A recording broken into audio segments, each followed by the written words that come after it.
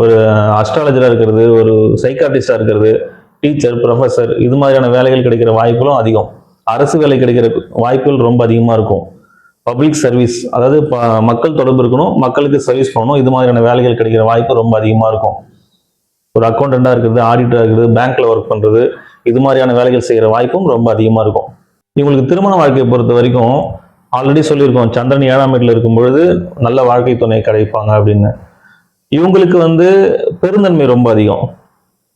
அதே நேரத்தில் சூழ்நிலை ஏற்றுக்கிற தன்மை அதிகமாக இருக்கும். தன்னுடைய கணவனோ மனைவியோ அவங்க எந்த தப்பு செஞ்சாலும் அதை சரி பண்ற குணம் இவங்க கிட்ட இருக்கும். அப்ப இவங்க தன்னுடைய கணவனோ மனைவி அவங்கள ரொம்ப நல்லா பார்த்துப்பாங்க.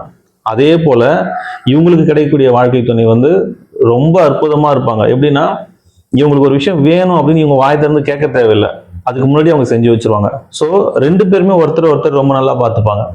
அதனால இவங்களுடைய திருமண வாழ்க்கை ரொம்ப நல்லா இருக்கும்.